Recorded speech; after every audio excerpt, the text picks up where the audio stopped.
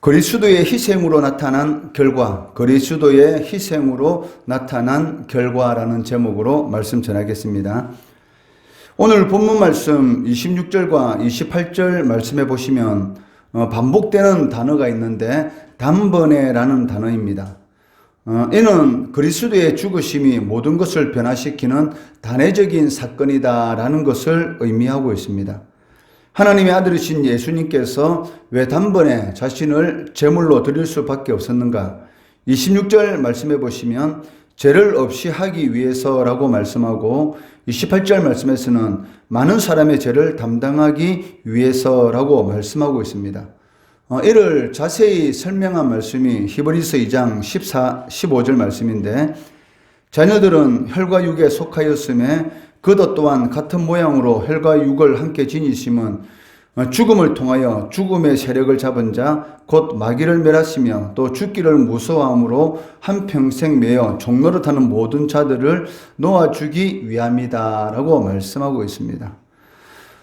히브리서 2장 14절 15절 말씀해 보시면 이 역설에 이러한 그 내용이 기록되어 있는데, 죽음을 통하여 죽음의 세력을 잡은 자, 즉 죽음의 세력을 잡은 자 마귀를 없이 하기 위해서 죽으셨다라고 말씀하고 있습니다. 이 말씀을 통해서 우리는 주님께서 그리스도인들에게 하신 말씀을 기억하게 됩니다.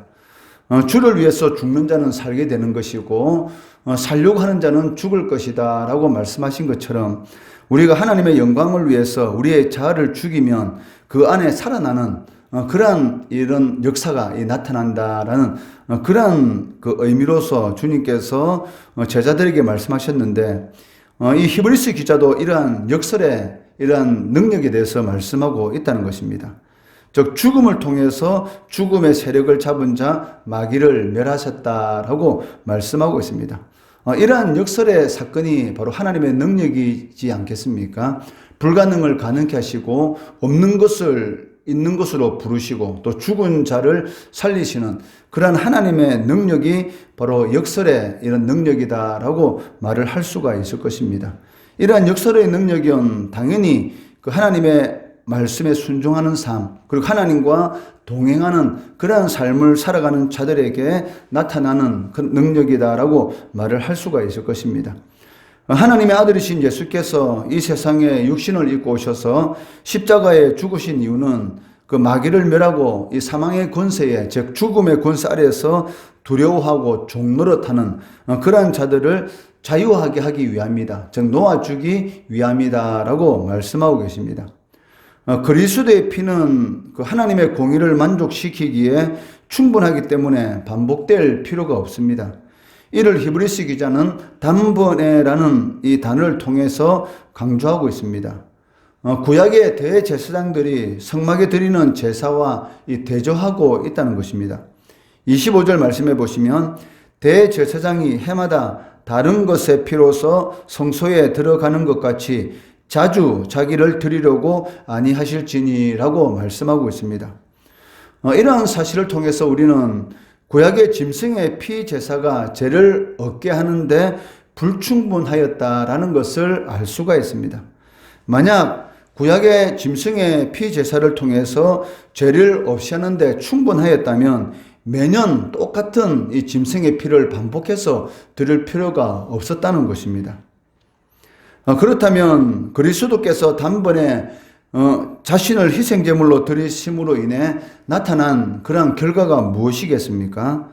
오늘 본문 말씀해 보시면 이 세 가지로 말씀하고 있는데, 그 첫째는 그리스도께서 하늘에 들어가셨다라고 말씀하고 있습니다. 24절 말씀해 보시면 그리스도께서는 찬 것의 그림자인 손으로 만든 성소에 들어가지 아니하시고 바로 그 하늘에 들어가사 이제 우리를 위하여 하나님 앞에 나타나시고라고 말씀하고 있습니다. 예수님은 그 십자가에 못 박혀 죽으시고 3일 만에 부활하시고 그리고 40일 동안 주님께서 다시 살아나셨다라는 것을 제자들에게 보이시고 그리고 하늘에 올라가셨습니다. 이는 이스라엘의 대제사장이 그 대속죄일에 지성소의 속죄소의 희생의 피를 드렸던 것처럼 예수님께서는 하늘 이 장막에서 당신의 피를 드렸다라는 것을 의미하고 있다는 것입니다. 예수 그리스도께서 자신의 피로 이 휘장을 찢어버리시고 우리가 담대하게 하나님 앞에 나아갈 수 있는 그러한 길을 열어주셨다라는 그러한 의미를 가지고 있습니다. 또한 예수님은 이 성령을 우리들에게 보내주셔서 우리의 눈을 밝혀주시고 또 우리의 마음을 새롭게 하심으로 인해서 하나님과 직접적인 교제를 가질 수 있게 하셨다라고 말씀하고 있습니다. 이를 히브리서 기자는 9장 14절 말씀에서 하물며 영원하신 성령으로 말미암아 흠 없는 자기를 하나님께 드린 그리스도의 피가 어찌 너희 양심을 죽은 행실에서 깨끗하게 하고 살아계신 하나님을 섬기게 하지 못하겠느냐라고 말씀하고 있다는 것입니다. 저 그리스도의 피, 이 그리스도의 피는 그 성령으로 인한 그러한 이 거듭남의 역사를 일으키게 하였던 것이고 그를 통해서 우리를 담대하게 하나님 앞에 나아갈 수 있도록 또 하나님을 섬길 수 있는 그런 특별한 권리를 우리에게 주셨다. 그 누구를 통해서 하나님 앞에 나아가는 것이 아니라 성도는 누구든지 하나님 앞에 직접 나아갈 수가 있다는 것입니다. 오늘날 그 모 종교는 이 사제를 통해서만이 하나님 앞에 나아갈 수 있다라고 말을 하고 있는데 성경은 그렇게 말하지 않습니다. 오직 예수 그리스도를 피를 의지해서 누구든지 하나님 앞에 담대하게 나아갈 수 있다라고 말씀하고 있다는 것입니다. 이제 우리들은 그리스도에 대한 믿음을 통해서 하나님 아버지 앞에 아무런 제약 없이 나아갈 수 있게 되었다는 것입니다. 나오지 않는 것이 문제인 것이지 언제든지 나아갈 수 있는 것이죠. 실질적으로 우리가 구원받은 성도라고 하면서도 하나님의 자녀라고 하면서도 하나님 앞에 얼마나 많은 성도들이 사실은 나아오지 않는지 사실은 실상을 우리가 볼 수 있지 않습니까? 하나님께서는 휘장을 찢어 놓으신데도 불구하고 사실은 많은 성도들이 하나님 앞에 나아가지 않는다는 것이죠. 하나님께서는 예수 그리스도의 피로 아무런 제약 없이 하나님의 은혜의 이 보좌 앞에 담대히 나아가도록 은혜를 받도록 이 복된 삶을 살아가도록 그 길을 열어주셨는데도 불구하고 그 은혜의 보좌 앞에 나아가지 않는 그런 신앙생활을 함으로 인해서 사실은 이 하나님의 자녀들에게만이 주시는 그런 영적인 은혜, 바울 사도의 고백을 빌린다면 그리스도를 아는 지식이 가장 고상함이라. 그리스도를 진정으로 안다면 이 세상에 있는 모든 것들, 즉 자신을 영원히 보호해 줄 것 같은 그런 보호막과 같은 이런 돈과 권세와 명예가 실질적으로는 보호해 주지 못한다는 것을 깨닫게 되는 것이고 그를 통해서 하나님 앞에 나오게 된다는 것입니다. 예수 그리스도께서 이루신 이 사역 때문에 우리의 죄는 우리가 거룩하신 하나님 앞에 나아가는 데 있어서 막지 못하게 되었다라고 말을 하고 있습니다. 사단은 끊임없이 너가 그렇게 살면서 어떻게 하나님의 자녀라고 할 수가 있어? 너가 그렇게 행동하면서 어떻게 구원받은 하나님의 백성이라고 할 수 있느냐라고 우리를 끊임없이 정죄합니다. 그렇지만 하나님께서는 그러함에도 불구하고 예수 그리스도의 피로 내가 죄사함 받았다라는 것을 우리들에게 알게 하여 주시고 담대하게 하나님 앞에 나가서 우리의 필요한 모든 것들을 구하게 하시고 그리고 때에 따라서 은혜를 베풀어 주신다는 것이죠. 예수 그리스도께서 이루신 이 사역 때문에 우리가 하나님께 나아감에 있어서 그리스도께서 영원토록 보장하셨다라고 말씀하고 계십니다. 이는 그리스도의 피가 하늘 장막에 뿌려진 이 사건은 그 인류 역사의 전환점이 되는 그런 사건인 것이고 이를 히브리서 기자는 26절 말씀에서 무엇이라고 말합니까? 죄를 없이 하시려고 세상 끝에 나타나셨느니라 라고 말씀하고 있다는 것입니다. 두 번째로 이 죽음 이후에 이 심판의 이 문제가 해결되었다는 것입니다. 27절 말씀해 보시면 한 번 죽는 것은 사람에게 정해진 것이요 그 후에는 심판이 있으리니 이 세상에 태어난 모든 사람들은 반드시 한 번은 죽게 된다는 것입니다. 그렇지만 이 그리스도의 희생의 피를 믿는 그런 성도들에게 있어서 이 죽음이라는 것은 무엇입니까? 영원한 이런 그 하나님과 이 복락의 삶을 사는 그런 가정에 불과한 것이다라고 말을 할 수가 있다는 것입니다. 모든 사람은 반드시 죽게 되고 죽음 이후에는 하나님의 거룩한 이 법의 그 기준에 따라서 심판을 받게 될 것입니다. 그 예수님께서도 이에 대해서 요한복음 8장 24절 말씀해 보시면 너희가 만일 내가 그인 줄 믿지 아니하면 너희 죄 가운데서 죽으리라 라고 말씀하고 계시고 요한복음 3장 18절 말씀해 보시면 그를 믿는 자는 심판을 받지 아니하는 것이요 믿지 아니하는 자는 하나님의 독생자의 이름을 믿지 아니하므로 벌써 심판을 받은 것이니라 라고 말씀하고 있습니다. 그러니까 믿지 않는 자들은 이미 심판을 받았다는 것이죠. 그러니까 심판 가운데서 살아가고 있다. 그렇기 때문에 그 심판을 받았다는 증거가 무엇입니까? 바로 두려움인 것이죠. 무엇인가 같지 않으면은 안 될 것 같은 그런 두려움 가운데 끊임없이 무엇인가 갖기를 위해서 살아가고 있지만 이 땅에 있는 것으로 이런 그 영혼에 이런 필요한 것들을 채운다는 것은 목이 마를 때 바닷물을 마시는 것과 똑같습니다. 그 순간은 시원한 것 같지만 결국은 더 갈증을 일으키고 죽게 만드는 것이죠. 죽음은 이 끝이 아니다라고 성경은 말을 하고 있습니다. 죽음에 의해서 심판이 있는데 죄인이 감당할 수 없는 그러한 심판이 반드시 오게 된다는 것입니다. 예수님께서는 용서받지 못한 죄인의 심판에 대해서 마태복음 25장 46절에서는 그들은 영원한 벌, 영벌에 들어가리라 라고 말씀하고 계시고 계시록 21장 8절 말씀에서는 불과 유황으로 타는 못에 던져지리라 라고 말씀하고 계시다는 것입니다. 그렇지만 예수 그리스도를 나의 이 구세주로 믿는다면 다가올 심판에 대해서 두려울 필요가 없다라고 말씀하고 있습니다. 왜냐하면 믿는 자들의 모든 죄 문제를 그리스도께서 이미 해결해 주셨기 때문입니다.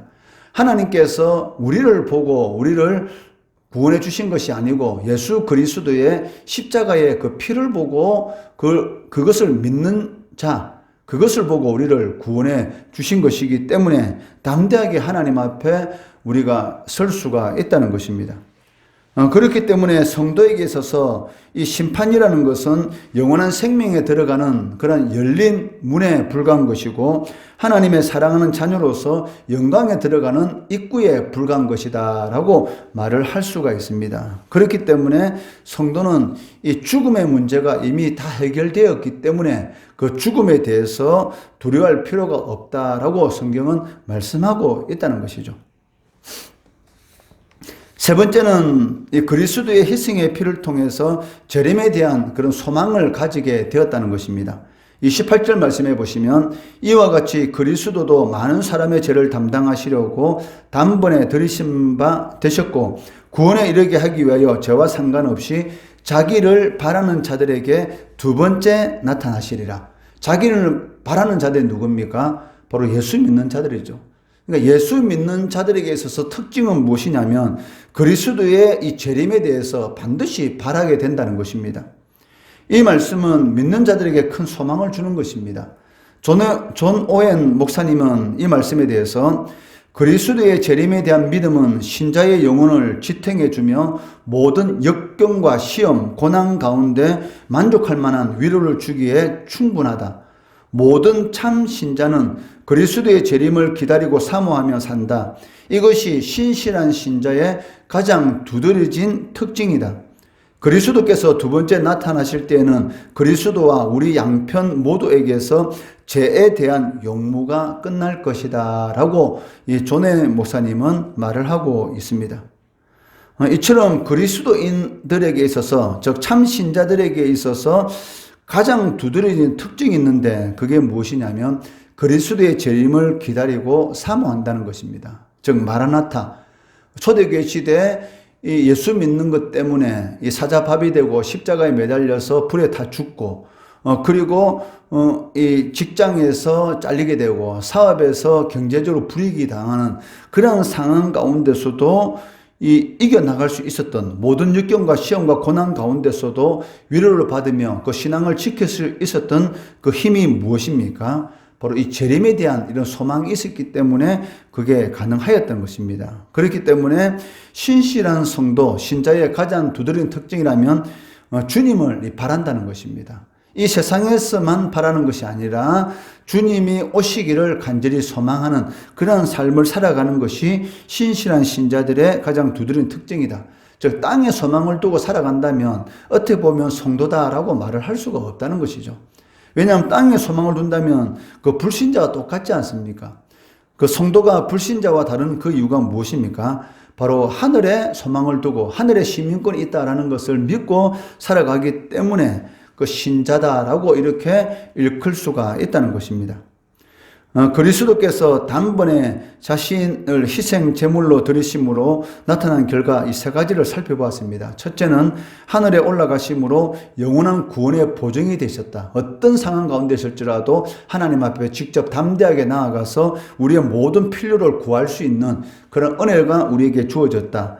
두 번째는 죽음 이후에 영원한 심판이 있지만 성도들에게 있어서 이 심판이라는 것은 영생에 들어가는 열린 문에 불과하다는 것입니다. 세 번째는 기쁨과 소망을 가지고 재림을 기다리는 것이 신실한 성도의 두드러진 특징이다라는 것을 말씀하고 있다는 것이죠. 그리스도의 십자가의 죽음은 우리들에게 이 세 가지에 대한 그런 확실한 보증이 된다는 것입니다. 이 말씀 붙드시고 하나님 앞에 담대하게 구하시고 또 죽음 이후에 성도들에게 있어서의 이 죽음이라는 것은 영원한 생명으로 들어가는 하나의 열린 문에 불과한 것이다라는 그러한 죽음에 대한 이런 담대함을 가지시고 또 재림의 소망을 가지고 살아가시는 성도 되시기를 주의 이름으로 축원합니다.